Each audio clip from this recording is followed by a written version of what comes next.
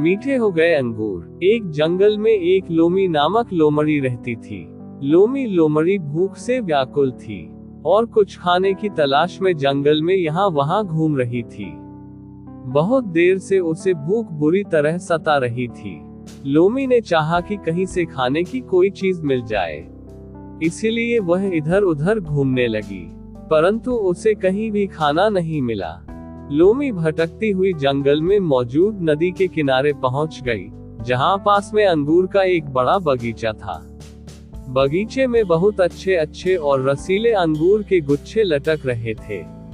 अंगूर देखकर लोमी लोमड़ी के मुंह में पानी आ गया। वह अंगूरों को खाने के लिए मचल उठी, लेकिन एक दिक्कत थी, अंगूर बहुत ऊंचाई पर थे। अंगूरों को देखकर लोमी लोमड़ी की भूख और जाग गई थी, इसलिए वह अंगूरों तक पहुंचने के लिए कूदने लगी, लेकिन अफसोस, कई कोशिश करने के बाद भी वह अंगूरों तक नहीं पहुंच पाए।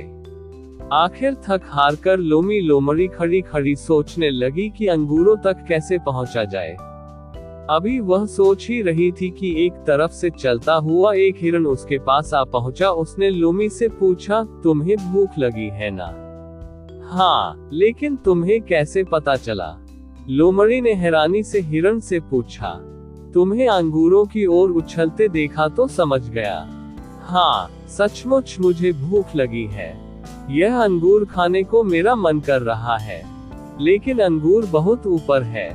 मेरा भी यही हाल है, मैं भी इन अंगूरों को खाना चाहता हूँ, लेकिन उन तक पहुँच नहीं पा रहा हूँ। मैंने इन अंगूरों को पाने की बहुत कोशिश की है, लेकिन सारी कोशिशें बेकार गई। इसलिए मेरी मानो तो तुम भी बेकार की कोशिशें मत करो और चुपचाप घर चली जाओ।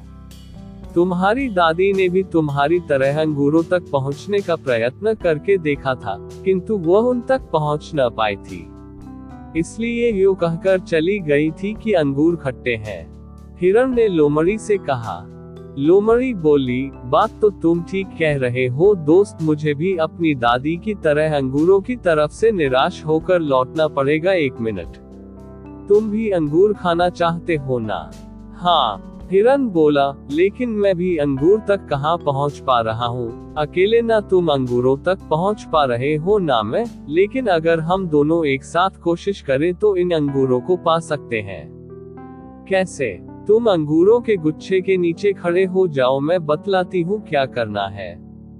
कहकर लोमी लोमड़ी ने हिरण को अंगूर के गुच्छों के नीचे खड़ा किया और उछलकर उसकी पीठ पर चढ़ गई।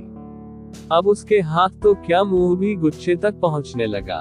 वह मजे से अंगूर खाने लगी। उसने बहुत सारे अंगूर के गुच्छे तोड़कर हिरण के पास भी फेंक दिए। हिरण भी मीठे अंगूरों का भरपूर आनंद लेते हुए बोला, ये अंगूर तो बहुत मीठे हैं, होंगे क्यों नहीं, हमने इन्हें मेहनत और दिमाग का इस्तेमाल करके हासिल किया है, ऐसे फल हमेशा मीठे ही होते हैं। लोमी लोमड़ी एक और अंगूर के गुच्छे को अपने मुंह में रखती हुई बोली, वाह क्या स्वाद है। दोस्तों, अगर यह कहानी आपको अच्छी लगी या इससे आपको कुछ सीख मिली हो तो प्रमोद वॉइस चैनल को जरूर सब्सक्राइब करें।